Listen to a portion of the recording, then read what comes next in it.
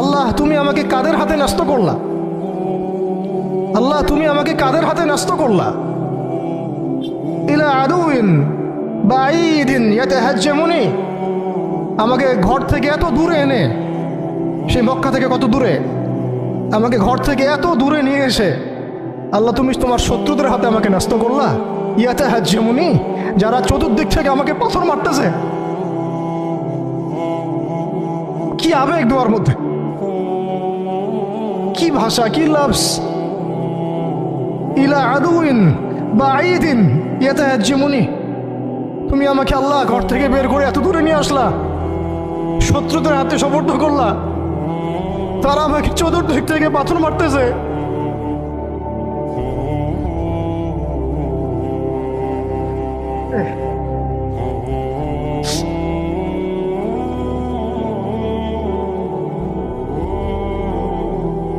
আম্মি লা করিবিন মাল্লাকতাহু আমরি, পরে নবীজি বলছেন আম্মি লা করিব, নাকি আমাকে কাছের মানুষদের হাতে নিয়ে আসছো আল্লাহ?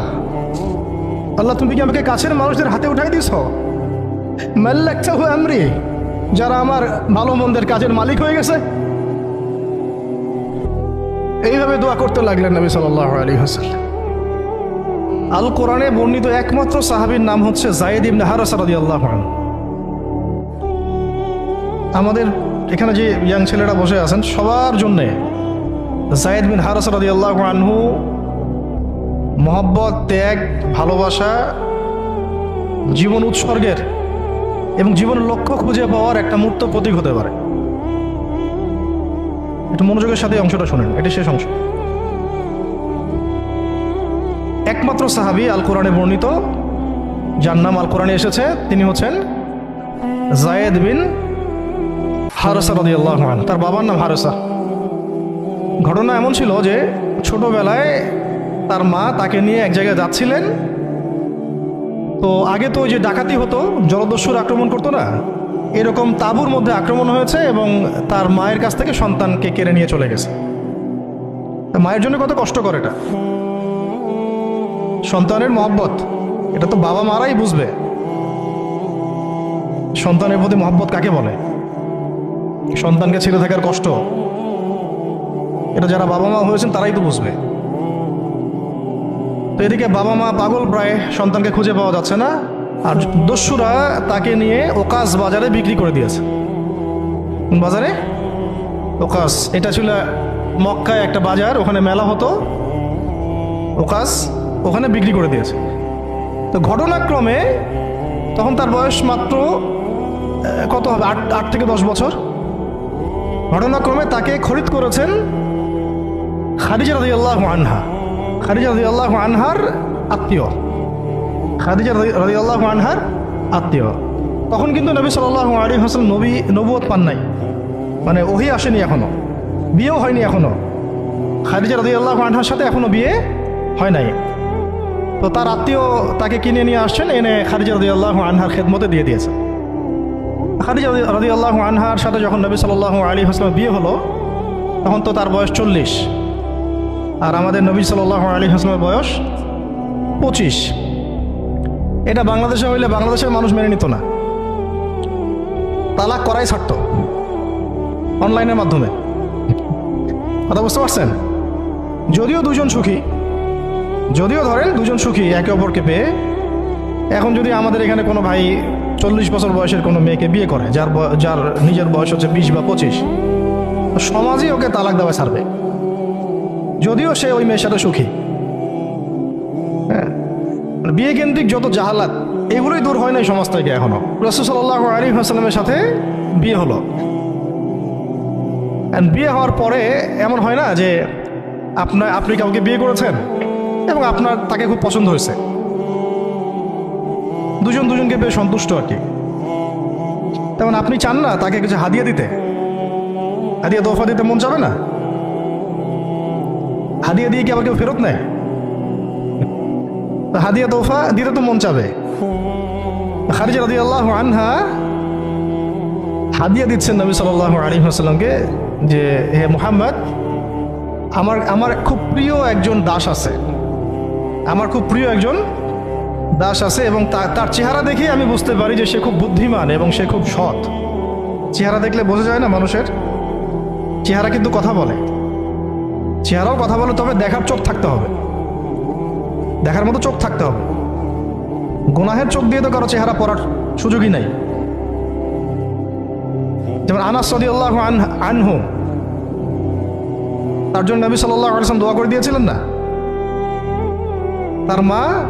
তার মা দেখেই চিনে ফেলছেন যে হ্যাঁ উনি শেষ নবী, এই চেহারা কোনো মিথ্যাবাদী চেহারা না।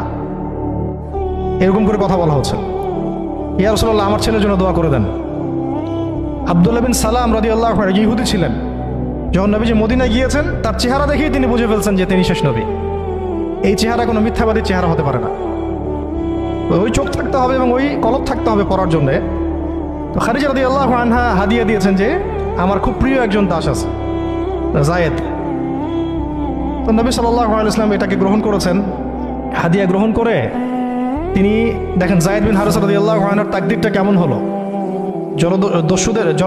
স্থলদস্যুদের হাত থেকে ওকাস বাজার থেকে চলে আসলো কোথায়? খাদিজা রাদিয়াল্লাহু আনহার বাসা, সেখান থেকে নবী সাল্লাল্লাহু আলাইহি ওয়াসাল্লামের সহবতে। চিন্তা করা যায়?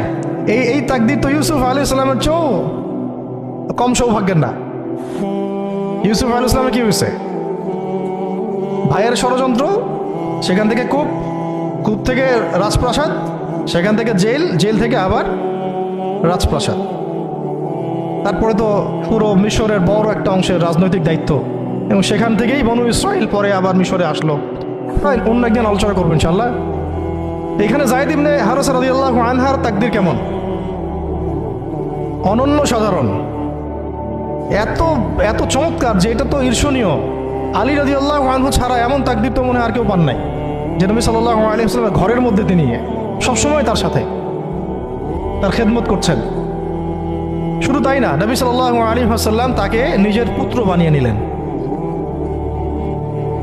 যায়েদ আমার পুত্র, যায়েদ আমার ছেলে। দাস রাখলেন না। যখন তিনি যায়েদ বিন হারিসা রাদিয়াল্লাহু আনহুকে পেলেন, সবার সামনে এলান করে দিলেন যে সে আমার দাস না, ও আমার ছেলে, যায়েদ আমার ছেলে। নবী সাল্লাল্লাহু আলাইহি ওয়াসাল্লাম বলছেন যায়েদ আমার ছেলে, বলছেন যে আমি তাকে ভালোবাসি, ও আমাকে ভালোবাসে।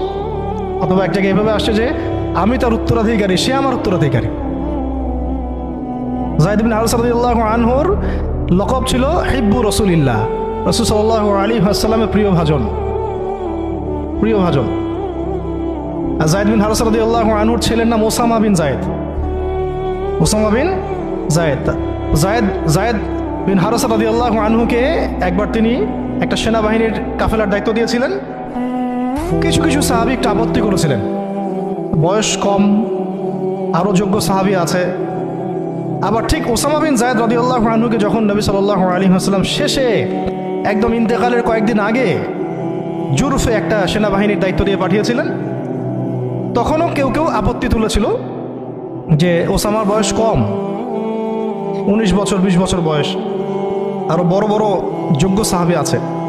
তখন নবী সাল্লাল্লাহু আলাইহি ওয়াসাল্লাম বলেছিলেন যে ইতিপূর্বে তোমরা যায়েদের ব্যাপারেও আপত্তি তুলেছিলে, আর আজকে তোমরা ওসামার ব্যাপারেও আপত্তি তুলছ।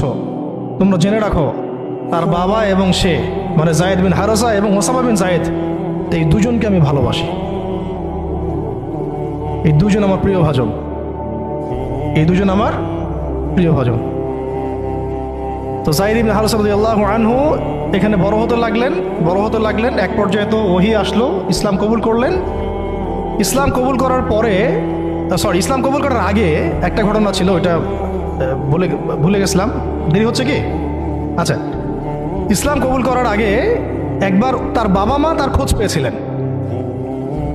হজ করতে আসছেন কিছু মানুষ মক্কায়, তখন হজমরা ছিল বিকৃত, এসে দেখছে যে এই তো যায়েদ। তো ফিরে গিয়ে তার বাবাকে খবর দিছে, যায়েদকে দেখলাম মক্কায়। তো তার বাবা আসছেন হারিসা, ঠিক আছে, এসে চিনতে পারছেন আমার ছেলে। তো মুহাম্মদ সাল্লাল্লাহু আলাইহি ওয়াসাল্লামকে বলেছেন যে আমার ছেলেকে আমি কিছু মুক্তিপণের বিনিময়ে নিয়ে যেতে চাই। তো নবী সাল্লাল্লাহু আলাইহি ওয়াসাল্লাম বলেছেন ঠিক আছে, মুক্তিপণ লাগবে না, আমি আপনাদেরকে আরও সহজ একটা অপশন দিচ্ছি। আপনার ছেলেকে ডাকি, সে যদি আপনাদের সাথে যেতে চায় তাহলে কোনো টাকা পয়সা লাগবে না, এমনি নিয়ে যাবেন। আর যদি যেতে না চায় তাহলে আমার কিছু করার নেই। তখন তার বাবার সামনে তার ছেলেকে আনা হলো, বলা হলো যে ওনাদেরকে চিনতে পারো? হ্যাঁ, উনি আমার বাবা হারসা, উনি আমার চাচা, উনি আমার মামা, এভাবে বলছেন। তো তার বাবা বলছেন যে আমার সাথে চলো বাসায়। সরাসরি বাবাকে বলে দিলেন যে আমি আপনার সাথে যেতে পারবো না, আমি মুহাম্মদ সাল্লাল্লাহু আলাইহি ওয়াসাল্লামের সাথে থাকতে চাই। বাবা বলছে এ কেমন কথা? নিজের বাবার সাথে যাবা না, নিজের বাবার পরিবারে যাবা না, বাবার ঘরে যাবা না, উনি তো তোমার আপন কেউ না। যায়েদ ইবনে হারসা রাদিয়াল্লাহু আনহু বলছেন যে আমি তার মধ্যে এমন কিছু দেখেছি যে আপনারা কেউ দেখতে পারবেন না। এটা সম্পর্ক, মহব্বত, এগুলোকে সম্পর্ক বলে, মহব্বত বলে। অথচ কেউ কাউকে চিনে না, মানে কেউ কারোর সাথে কারো রক্তের সম্পর্ক নাই। নবী সাল্লাল্লাহু আলাইহি ওয়াসাল্লাম তাকে বললেন তখন যে যায়েদকে আমি মুক্ত করে দিয়েছি। যায়েদ আমার দাস না, যায়েদ আমার ছেলে, যায়েদ আমার ছেলে, আমি তার উত্তরাধিকারী, সে আমার উত্তরাধিকারী, আমি তাকে ভালোবাসি। তার উপাধি হয়ে গেল হিব্বু রসুলিল্লাহ, রসুলের প্রিয় ভাজন। সবাই তাকে এই নামে ডাকা শুরু করলো, রাসূলের প্রিয় ভাজন, রাসূল তাকে ভালোবাসে, রাসূল তাকে ভালোবাসে, রাসূল তাকে ভালোবাসে। আর আমি বলছি রাসূল কে? সাল্লাল্লাহু আলাইহি ওয়াসাল্লাম, যাকে আল্লাহ ভালোবাসেন। রাসূল কে? যাকে আল্লাহ ভালোবাসেন। তো এখন যখন নবুয়ত প্রাপ্ত হলেন, তখন আপনারা তো সবাই জানেন যে প্রথম 13 বছর মক্কায় কাটানো হয়েছে।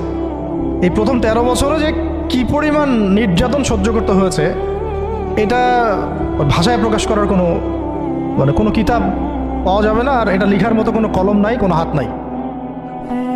ওইগুলো নিয়ে আমরা ইনশাল্লাহ পরে কথা বলবো। আজকে শুধু একটা দুইটা জায়গা বলতেছি। একটা সফর ছিল তায়েফের সফর। কিসের সফর? এই যে হুট করে শুনলেন তায়েফের সফর। তায়েফের সফরের আগে 10 বছর আছে। এই 10 বছরে এত নির্মম নির্যাতন সহ্য করতে হয়েছে, যেটা তায়েফ পর্যন্ত যেতে রাসূল সাল্লাল্লাহু আলাইহি ওয়াসাল্লামকে বাধ্য করেছে। মক্কার অবস্থা কোন ঠাসা, মানে অত্যাচার হতে হতে হতে হতে এমন একটা অবস্থা, সাহাবীদেরকে চোখের সামনে শহীদ করা হচ্ছে। বেলাল রাদিয়াল্লাহু আনহুকে এইভাবে নির্যাতন করা হচ্ছে। সুমাইয়া রাদিয়াল্লাহু আনহাকে মেরে ফেলা হলো, শহীদ করা হলো। গরিব সাহাবীদেরকে নির্যাতনের স্টিম রোলার চালিয়ে দেওয়া হচ্ছে। এক পর্যায়ে বাধ্য হয়ে অনেক সাহাবী আবিসিনিয়াতে চলে গেলেন, ইথিওপিয়ায়। আবার 3 বছর নবী সাল্লাল্লাহু আলাইহি ওয়াসাল্লাম এবং বনু হাশিমকে বয়কট করা হলো, মনে আছে? একদম বয়কট করা হলো 3 বছর। গাছের ছাল পাতা খেয়ে সাহাবীরা থাকা শুরু করলেন। চতুর্দিক থেকে রাস্তা বন্ধ, সামাজিক নির্যাতন, রাজনৈতিক নির্যাতন, গালিগালাজ, আপনজনদের মানে গীবত, তহমত, একেবারে পাথর নিক্ষিপ্ত চলতেছেই চতুর্দিক থেকে। আবু লাহাব, আবু জেহেল, আবু সুফিয়ান সবাই উঠে পড়ে লাগছে, পুরো সমাজ বিরুদ্ধে চলে গেছে। এরকম হালত বোঝার জন্যও ওইরকম সিচুয়েশন ফেস করা দরকার। এটা পড়ি আমরা তো এগুলো পড়ি, এগুলো তো আমরা বুঝি না, উপলব্ধি করতে পারি না, কারণ আমরা এই ফেজগুলো দিয়ে যাই নাই। যারা টুকটাক গিয়েছেন তারা কিছুটা আজ করতে পারেন। এরকম একটা অবস্থায় যখন চতুর্দিক থেকে রাস্তাটা বন্ধ মনে হচ্ছে, তখন নবী সাল্লাল্লাহু আলাইহি ওয়াসাল্লাম তায়েফে গিয়েছিলেন তায়েফের 3টা বড় বড় গোত্রকে দাওয়াত দিতে। উদ্দেশ্য হচ্ছে তায়েফবাসী যদি ইসলাম কবুল করত, তাহলে মক্কার এই কুরাইশদের বিরুদ্ধে একটা বড় সাপোর্ট পাওয়া যেত। ঠিক আছে, এটা কিন্তু একটা হিজরত, এটাও কিন্তু একটা হিজরত। এর আগে একটা হিজরত হয়েছে আবিসিনিয়াতে, তায়েফেও। এটাতে ওই সাফল্যটা আসে নাই, তায়েফবাসী ইসলাম কবুল করে নাই। পরবর্তীতে আল্লাহ পাক মদিনাবাসীকে কবুল করেছে। ওগুলো আমরা পরে আস্তে আস্তে আলোচনা আনবো ইনশাআল্লাহ। আজকে শুধু এতটুকু বলছি তায়েফের কথাটা। এইখানে সময়টা চিন্তা করবেন, সময়টা ছিল জুন জুলাই মাস, জুন বা জুলাই মাসের মতো অবস্থা। মানে মানে কাঠ ফাটা রোদ বলতে আমরা যা বুঝি, প্রচণ্ড রোদ, প্রচণ্ড গরম, মরুভূমির উত্তপ্ত একটা অবস্থা। এই অবস্থায় মক্কা থেকে তায়েফের ডিস্টেন্স হচ্ছে প্রায় 100 কিলোমিটার, প্রায় 100 কিলোমিটার। যারা তায়েফে গিয়েছেন তারা হয়তো জানবেন, এটা পাহাড়, মানে মাটির নিচ থেকে তায়েফ শহরটা দেখা যায়। এই যে পাহাড়ের গা বেয়ে যে উঠতে হয়, এখন তো গাড়ি আসছে, গাড়ির যুগ, এই গাড়ি দিয়ে উঠতেও এই নিচ থেকে উপর পর্যন্ত 40 কিলোমিটার, মানে পাহাড়ের গা বেয়েই 40 কিলোমিটার রাস্তা এইভাবে সফর করে করে করে করে তায়েফের শহরের উপরে পৌঁছাতে হয়। এই কাজটা নবী সাল্লাল্লাহু আলাইহি ওয়াসাল্লাম তার সময় করেছেন পায়ে হেঁটে, তাও জুন জুলাই মাসের মতো উত্তপ্ত অবস্থায়, গরমের অবস্থায়। এবং এই সফরে নবী সাল্লাল্লাহু আলাইহি ওয়াসাল্লামের সাথে মাত্র একজন সাহাবী ছিলেন, সেই সাহাবীর নাম যায়েদ ইবনে হারেসা রাদিয়াল্লাহু আনহু, আর কেউ না, রাসূলের প্রিয় ভাজন। তাহলে বুঝতে পারছেন কত কত কাছের সম্পর্ক, আর কেউ না, কোনো সাহাবী না, যায়েদ ইবনে হারেসা রাদিয়াল্লাহু। ঠিক যেমন গারে সাওরে কেউ নাই, কোনো সাহাবী নাই, কে আছেন? আবু বকর রাদিয়াল্লাহু আনহু। আয়েশা রাদিয়াল্লাহু আনহা বলতেন মাঝে মাঝে যে যদি রাসূল সাল্লাল্লাহু আলাইহি ওয়াসাল্লাম জীবিত থাকতেন তাহলে যায়েদ ইবনে হারেসা রাদিয়াল্লাহু আনহুকে মনে হয় তিনি তার পরবর্তী স্থলাভিষিক্ত হিসেবেই ঘোষণা করে দিয়ে যেতেন। এত ভালোবাসতেন তিনি তাকে, মনে হতো যেন যায়েদ বিন হারেসা রাদিয়াল্লাহু আনহুকে তিনি পরবর্তী স্থলাভিষিক্ত করে দিয়ে যাবেন, এত ভালোবাসতেন। যখন যায়েদ বিন হারেসা কোনো সফর থেকে ফিরতো, আমি, আয়েশা রাদিয়াল্লাহু আনহা বলছেন, আমি রাসূল সাল্লাল্লাহু আলাইহি ওয়াসাল্লামকে এত, মানে কি একটা বস গ্রিটিংস বলি না আমরা, অভিবাদন, এত ব্যস্ত হয়ে অস্থির হয়ে আলিঙ্গন করতে দেখি নাই যেমনটা যায়েদ বিন হারেসার ক্ষেত্রে তিনি করতেন। বহু সফরে তিনি তাকে পাঠিয়েছেন, সারিয়া অভিযানে। সারিয়া মানে যে সফরগুলোতে আমাদের নবীজি নিজে যান নাই, কিন্তু সাহাবীদেরকে পাঠিয়েছেন কোনো সামরিক অভিযান, এটাকে বলা হয় সারিয়া। আর গাজওয়া হচ্ছে এমন যুদ্ধ যেখানে নবীজি নিজে গিয়েছেন, অ্যাজ এ কমান্ডার উপস্থিত ছিলেন। তো একবার একটা সফর থেকে যায়েদ ইবনে হারেসা রাদিয়াল্লাহু আনহু এসেছেন। আয়েশা রাদিয়াল্লাহু আনহা বলছেন তার গায়ে, আমাদের নবীজির গায়ে তার সতরটা কোনো রকম ঢাকা ছিল, উপরে পোশাক নাই, মানে গায়ের উপরের পোশাকটা তিনি পরেনই নাই। এই অবস্থাতে তিনি আয়েশা রাদিয়াল্লাহু আনহার ঘরে ছিলেন, ওইখানে এসে যায়েদ ইবনে হারেসা রাদিয়াল্লাহু আনহু নক করেছেন দরজায়। ওই অবস্থায় তিনি উঠে গিয়ে যায়েদ ইবনে হারেসা রাদিয়াল্লাহু আনহুকে আলিঙ্গন করা শুরু করলেন, কপালে চুমু দেওয়া শুরু করলেন, আমার প্রিয় ভাজন আসছে। ওই সাহাবীকে সাথে নিয়ে তিনি সফর করছেন তায়েফে। তায়েফে যাওয়ার পরে 3টা গোত্রনেতা ছিল ওখানে, অনেক বড় কথা তো আমি অল্প করে বলছি সময় সংক্ষিপ্ততার কারণে। একটা গোত্রনেতার নাম হচ্ছে আব্দে ইয়ালাইল, এর আন্ডারে বহু মানুষ ছিল, যদি সে ইসলাম কবুল করতো তাহলে ওই সবাই ইসলাম কবুল করতো, সে করে নাই।